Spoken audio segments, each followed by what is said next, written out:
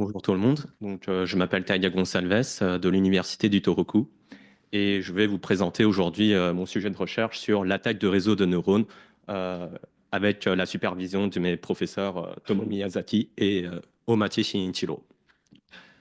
Donc, pour vous poser les bases, vous savez sûrement tous que les IA de nos jours ont permis de nombreuses avancées technologiques, mais il reste de nombreux problèmes à résoudre, notamment d'un point de vue d'éthique et de sécurité.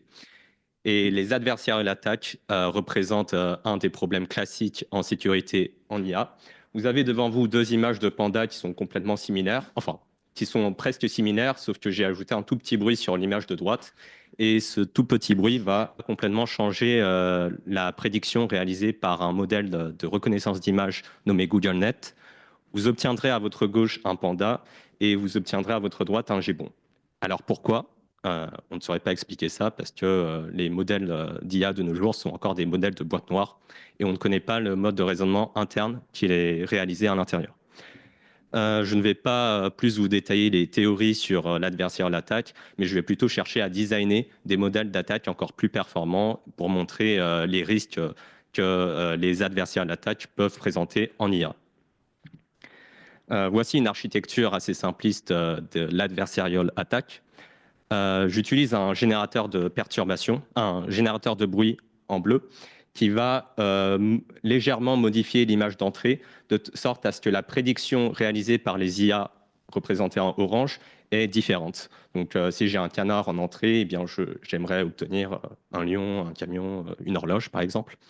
Euh, Ce type d'attaque n'est en réalité pas très intéressante parce qu'on ne peut pas contrôler la prédiction finale réalisée par l'IA.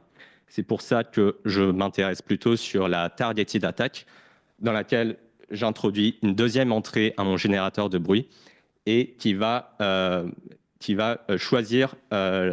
imposer la cible, la prédiction réalisée par les IA. Donc, si j'ai un hibou en entrée, j'aimerais que mon canard bruité soit prédit comme étant un hibou. Donc, pour réaliser ce genre d'attaque, généralement, nous accédons aux paramètres internes d'une white box model. Donc, une white box model, c'est un modèle pour lequel on a accès à ces paramètres internes. Et on va utiliser ces paramètres pour définir une fonction de perte. Cette fonction de perte va permettre d'optimiser le générateur de bruit de sorte à être capable d'attaquer la white box model. Et c'est ainsi qu'on obtient la première forme d'attaque appelée white box attack. Cette attaque est assez simple à réaliser puisque nous supposons avoir accès à tous les paramètres internes du modèle à attaquer. Mais la plupart des chercheurs se concentrent plutôt sur la black box attack dans lesquelles les paramètres internes sont inconnus. Pour réaliser ce type d'attaque, nous utilisons le même type de stratégie que la white box attack, sauf qu'on va ajouter certaines fonctions de perte, par exemple, de sorte à ce que le bruit qui est généré peut être transféré à n'importe quel modèle, même si on ne connaît pas ses paramètres internes. Mais le problème de ce type d'attaque, c'est que on suppose encore l'accès aux données d'entraînement du modèle de boîte noire. Sauf que généralement, si le modèle qu'on veut attaquer est privé, ces données d'entraînement sont également privées. C'est pour ça que ma recherche se concentre plutôt sur un niveau plus difficile d'attaque appelé cross-domain attack, dans lequel je suppose avoir aucun accès aux données du modèle à attaquer.